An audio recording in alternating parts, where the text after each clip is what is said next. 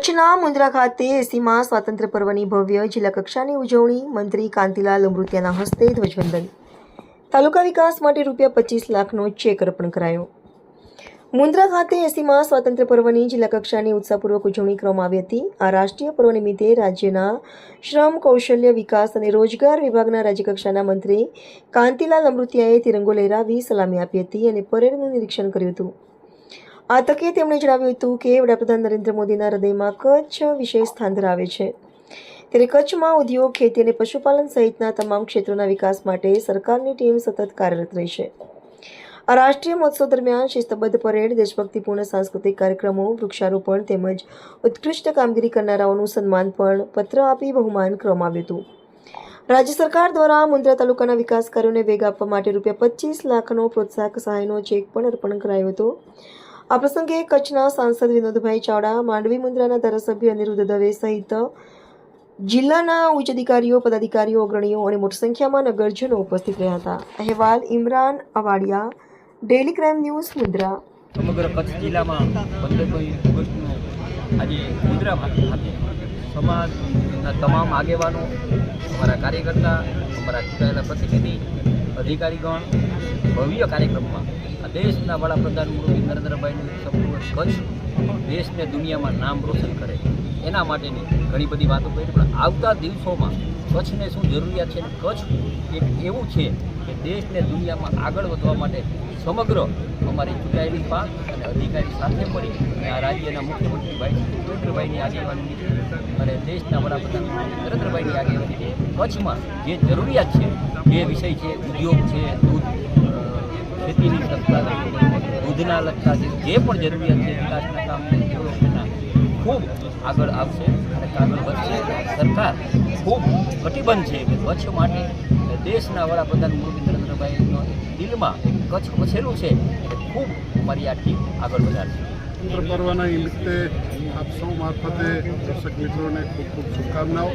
આજે લાલ કિલ્લા ઉપરથી દેશના યશસ્વી અને તપસ્વી પ્રધાનમંત્રીશ્રીએ 80મા સ્વાતંત્ર્ય પર્વનું ધ્વજવંદન કર્યું અને સાથે સાથે સમગ્ર ગુજરાતની અંદર ગુજરાતના માનનીય મુખ્યમંત્રીશ્રીએ કર્યું। એ જ પ્રકારે અમારા કચ્છ જિલ્લાના પ્રભારી મંત્રી આદરણીય કાંતિભાઈ કચ્છ જિલ્લાના કક્ષાનું મુન્દ્રા મધ્યે ધ્વજવંદન કરી સૌને શુભકામનાઓ પાઠવી છે।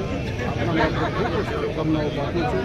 આજે એવો ઇતિહાસ રચાયો છે, સ્વતંત્ર ભારત થયા પછી પ્રથમ વખત લાલ કિલ્લા ઉપરથી વંદે માતરમનું પૂર્ણ ગાન થયું છે। એ પણ કાલથી 150 વર્ષ થઈ રહ્યા છે। એ પણ શુભકામનાઓ પાઠવું છું। આપણે સૌ દેશવાસીઓ સાથે મળી દેશ માટે જીવીએ, જે માનનીય પ્રધાનમંત્રીશ્રીએ આપણને સૌને આહ્વાન કર્યું છે। આપણે સૌ સાથે મળી દેશ માટે જીવી આત્મનિર્ભર ભારત, વિકસિત ભારત 2047 માટે સૌ સાથે મળી કાર્ય કરીએ એવી શુભકામનાઓ। 80મા સ્વતંત્ર પર્વની ઉજવણી સમગ્ર દેશની અંદર થઈ રહી છે। આજે કચ્છ જિલ્લાની ઉજવણી આજે મુન્દ્રા મધ્યે કરવામાં આવી હતી।